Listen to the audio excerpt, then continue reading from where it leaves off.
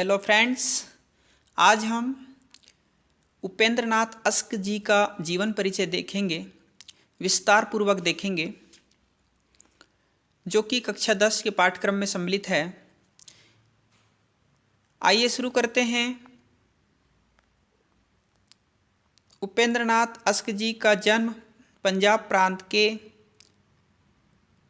जालंधर नामक नगर में 14 दिसंबर 1910 को एक मध्यम वर्गीय ब्राह्मण परिवार में हुआ था। ठीक है।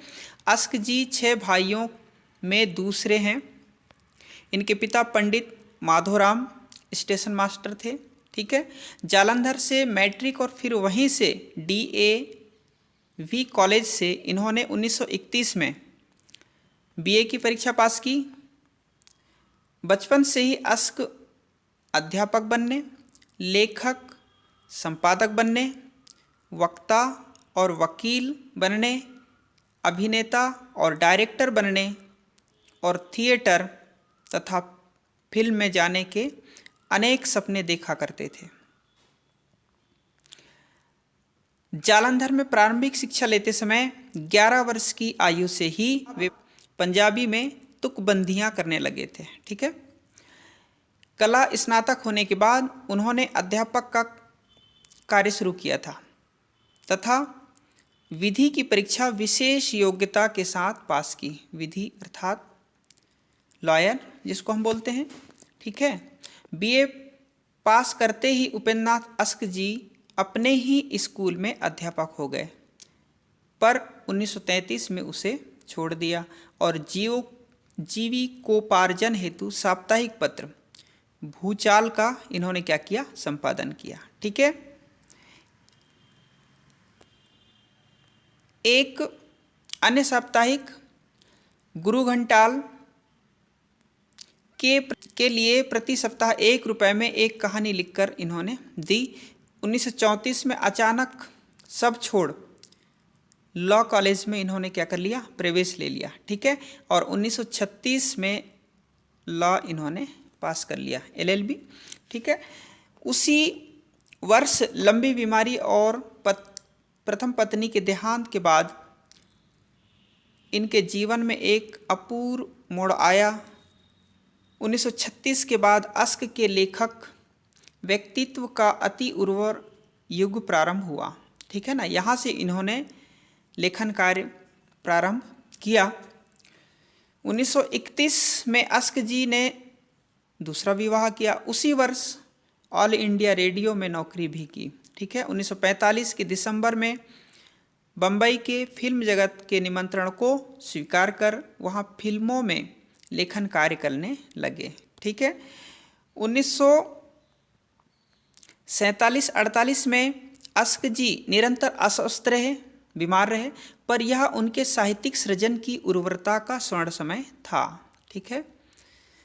1948 से 1953 तक अस्क जी दंपति के जीवन में संघर्ष के वर्ष रहे। ठीक है ना। इन्हीं दिनों अस्क यक्ष्मा के चंगुल से बचकर इलाहाबाद आए। यक्ष्मा किसको कहते हैं, क्षय रोग जिसको बोलते हैं। ठीक है। इन्होंने नीलाभ प्रकाशन गृह की व्यवस्था की, जिससे उनके संपूर्ण साहित्य व्यक्तित्व को रचना और प्रकाशन दोनों दृष्टि से सहज पथ मिला। ठीक है। अस्क जी ने अपनी कहानी, उपन्यास, निबंध, लेख, संस्मरण, आलोचना, नाटक, एकांकी, कविता आदि के क्षेत्र में कार्य किया। ठीक है। अस्क जी ने अपना साहित्यिक जीवन उर्दू लेखन के रूप में शुरू किया था। सबसे पहले इन्होंने उर्दू से लिखना प्रारंभ किया था, किंतु बाद में वे हिंदी के लेखक के रूप में भी जाने लगे। ठीक है। 1932 में मुंशी प्रेमचंद की सलाह पर उन्होंने हिंदी में लिखना आरंभ किया। ठीक है। 1933 में उनका दूसरा कहानी संग्रह औरत की फितरत प्रकाशित हुआ, जिसकी भूमिका मुंशी प्रेमचंद ने लिखी थी। ठीक है। उनका पहला काव्य संग्रह प्रातः प्रदीप 1938 में प्रकाशित हुआ। बम्बई प्रवास में आपने फिल्मों की कहानियाँ, पटकथाएँ, संवाद और गीत लिखे। 3 फिल्मों में काम भी किया, किंतु चमक धमक वाली जिंदगी उन्हें रास नहीं आई और 19 जनवरी 1996 को अस्क जी चिरनिंद्रा में लीन हो गए, अर्थात स्वर्ग सिधार गए। ठीक है, उनको 1972 के स्विट्जरलैंड नेहरू पुरस्कार से भी सम्मानित किया गया। उपेंद्र नाथ अस्क ने साहित्य की प्रायः सभी विधाओं में लिखा है, लेकिन उनकी मुख्य पहचान एक कथाकार के रूप में ही है। काव्य, नाटक, संस्मरण, उपन्यास, कहानी, आलोचना आदि क्षेत्रों में वे खूब सक्रिय रहे। इनमें से प्रायः हर विधा में उनकी 1-2 महत्वपूर्ण उल्लेखनीय रचनाएं होने पर वे मुख्यतः कथाकार हैं। क्या हैं? कथाकार हैं। उन्होंने पंजाबी में भी लिखा, हिंदी उर्दू में प्रेमचंदोत्तर अर्थात प्रेमचंद के बाद कथा साहित्य में उनका विशिष्ट योगदान है। ठीक है, जैसे साहित्य की किसी एक विधा से वे बंधकर नहीं रहे, उसी तरह किसी विधा में एक ही रंग की रचनाएं भी उन्होंने नहीं की। समाजवादी परंपरा का जो रूप अस्क के उपन्यासों में दृश्यमान होता है, वह उन चरित्रों के द्वारा उत्पन्न होता है जिन्हें वे अपनी अनुभव, दृष्टि और अद्भुत वर्णन शैली द्वारा प्रस्तुत किया है। ठीक है, अस्क के व्यक्ति चिंतन के पक्ष को देखकर यही सुर निकलता है कि उन्होंने अपने चरित्रों को शिल्पी की बारीक दृष्टि से तराशा है, जिसकी एक एक रेखाओं से उसकी संघर्षशीलता का प्रमाण दृष्टिगोचर होता है। ठीक है, इस तरह से इनकी जो प्रकाशित रचनाएं हैं, देखिए अस्क ने इससे पहले भी बहुत कुछ लिखा था। उर्दू में नवरत्न और औरत की फितरत उनकी 2 प्रमुख कहानी संग्रह प्रकाशित हो चुके थे।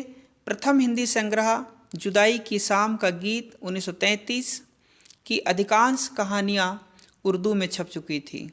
जैसा कि अस्क जी ने स्वयं लिखा है, ठीक है, 1936 के पहले की ये कृतियाँ उतनी अच्छी नहीं बनी, क्योंकि उनको क्या नहीं था, अनुभव नहीं था। 1936 के बाद अस्क जी की कृतियों में सुख दुखमय जीवन के व्यक्तिगत अनुभव से अद्भुत रंग भर गया। उर्दू काव्य की एक नई धारा, कौन सी? आलोचक ग्रंथ, जय पराजय ऐतिहासिक नाटक, पापी, वेश्या, अधिकार का रक्षक, लक्ष्मी का स्वागत, जोंक, पहेली और आपस का समझौता, एकांकी, ठीक है, स्वर्ग की झलक, सामाजिक नाटक,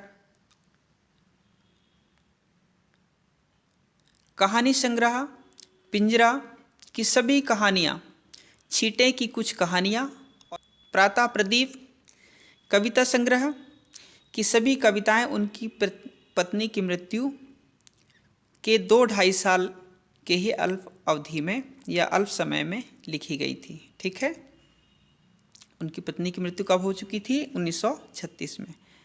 ठीक है, इनके कुछ नाटक देखिए। नाटक के क्षेत्र में 1937 से लेकर उन्होंने जितनी कृतियां संपूर्ण नाटक और एकांकी के रूप में लिखी, सब प्रायः अपने लेखन काल के उपरांत उसी वर्ष क्रम से प्रकाशित हुई। ठीक है, उपेंद्र नाथ अस्क के नाटक संकृति 1937 में, जय पराजय 1938 में, एकांकी पापी 1938, वेश्या 1938, लक्ष्मी का स्वागत 1938, अधिकार का रक्षक 1939, स्वर्ग की झलक 1939, जोंक 1939, आपस का समझौता 1939, पहेली 1939, देवताओं की छाया में 1940, विवाह के दिन 1940, छठा बेटा 1941, नया पुराना 1941, चमत्कार 1941, खिड़की 1941, सूखी डाली जिसको हमको पढ़ना है, जो कि 10वीं कक्षा के पाठ्यक्रम में सम्मिलित है, 1942 में इसकी इन्होंने रचना की। बहनें 1942, कामदा 1942, मेमुना 1942, चिलमन 1942, चुंबक 1943, तौलिए 1944, पक्का गाना 1946, कैसा साहब कैसे आया 1947, तूफान से पहले 1948, चरवाहे 1950, आदि मार्ग 1950, बत्सिया 1950, कस्बे व क्रिकेट क्लब का उद्घाटन 1950, कैद और उड़ान 1951, मस्केबाजों का स्वर्ग 1951, पर्दा उठाओ पर्दा गिराओ 1953, पैंतरे 1954, अलग अलग रास्ते 1954, आदर्श और यथार्थ 1955, अंजो दीदी 1956, अंधी गली के 8 एकांकी 1961, भंवर कहानियाँ। इस तरह से इन्होंने कुछ नाटक लिखे। और भी हैं अंकुर, नासूर, चट्टान, डाची, पिंजरा, गोखरू, बैगन का पौधा, मेमने, दालिए, काले साहब, बच्चे, उबाल, कैप्टन, रसीद आदि अस्क जी की प्रतिनिधि कहानियों के नमूने सहित कुल 150-200 कहानियों में अस्क जी का कहानीकार व्यक्तित्व सफलता से व्यक्त हुआ। ठीक है, इनकी काव्य संग्रह देखिए, दीप जलेगा 1950 में, चांदनी रात और अजगर 1952, बर्गर की बेटी 1949। ठीक है, इसी तरह संस्मरण इन्होंने लिखा है, मंटो मेरा दुश्मन 1956 में, निबंध, लेख, पत्र, डायरी और विचार ग्रंथ, ज़्यादा अपनी कम पराई 1959 में, रेखाएं और चित्र 1955 में इन्होंने संस्मरण लिखा। ठीक है, अनुवाद देखिए, अनुवाद कुछ ग्रंथों का इन्होंने अनुवाद भी किया है। रंग साज 1958, रूस के प्रसिद्ध कहानीकार एंटन चेखव के लघु उपन्यास का इन्होंने क्या किया, अनुवाद किया। ये आदमी की ये चूहे 1950, स्टीन बैंक के प्रसिद्ध उपन्यास आओ माई एंड मैन का अनुवाद इन्होंने किया। हिज एक्सीलेंसी 1959, अमर कथाकार दास्तवस्की के लघु उपन्यास डर्टी स्टोरी का इन्होंने हिंदी में अनुवाद किया। ठीक है, और कुछ संपादक का कार्य भी इन्होंने किया है। प्रतिनिधि एकांकी 1950 में संपादन किया, एकांकी रंग 1956, संकेत 1953। ठीक है, उपन्यास देखिए, इनके कुछ उपन्यास हैं। संकृति 1937 में ऊपर आपने देखा है, 1940 सितारों के खेल, 1945 बड़ी बड़ी आँखें, 1947 गिरती दीवार, 1952 गर्म राख, 1953 पत्थर अल पत्थर, 1963 शहर में घूमता आईना, 1969 एक नन्ही किंदिल। इस तरह से इनके उपन्यास हैं। आगे देखिए, उपन्यास गिरती दीवारें, शहर में घूमता आईना, गर्म राख, सितारों के खेल आदि। कहानी संग्रह में देखिए 70 श्रेष्ठ कहानियाँ, जुदाई की शाम के गीत, काले साहब, पिंजरा, आड़। नाटक इनके देखिए, लौटता हुआ दिन, बड़े खिलाड़ी, जय पराजय, स्वर्ग की झलक, भंवर। एकांकी संग्रह, अंधी गली, मुखड़ा, बदल गया, चरवाहे। काव्य संग्रह, एक दिन आकाश ने कहा, प्रातः प्रदीप, दीप जलेगा, बरगद की बेटी, उर्मिया, रिजपर। संस्मरण देखिए, मंटो मेरा दुश्मन, फिल्मी जीवन की झलकियाँ, आलोचना, अन्वेषण की सहयात्रा, हिंदी कहानी एक अमतरंग परिचय। ठीक है, इस तरह से सृजन की क्षमता, लेखन शक्ति और भाव जगत की समृद्धता में देखिए, सृजन की इतनी क्षमता से सहज ही अस्क जी की लेखन शक्ति और भाव जगत की समृद्धता का अनुमान लगाया जा सकता है। उपन्यास, नाटक, कहानी और काव्य क्षेत्र में अस्क जी की उपलब्धि मुख्यतः नाटक, उपन्यास और कहानी में विशेष रूप से महत्वपूर्ण है। गिरती दीवार और गर्म राख हिंदी उपन्यास के क्षेत्र में यथार्थवादी परंपरा के उपन्यास हैं। संपूर्ण नाटकों में छठा बेटा, अंजो दीदी और कैद अस्क जी की नाट्यकला में सफलतम उदाहरण हैं। ठीक है, छठा बेटा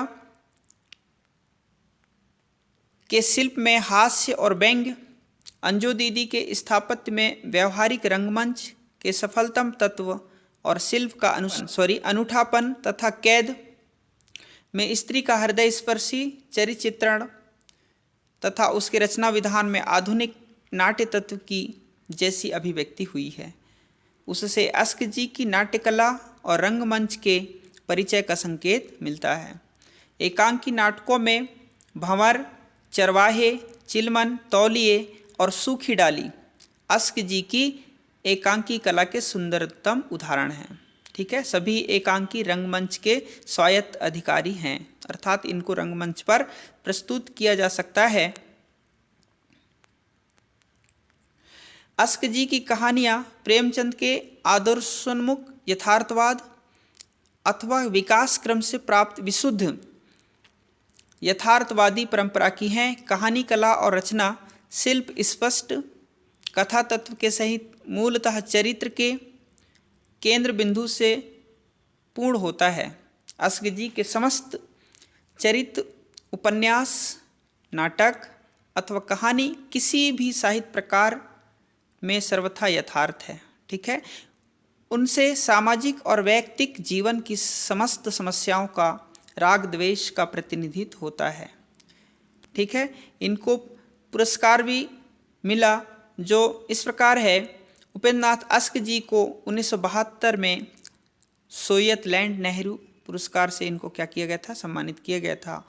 और इनकी मृत्यु कब हो गई थी?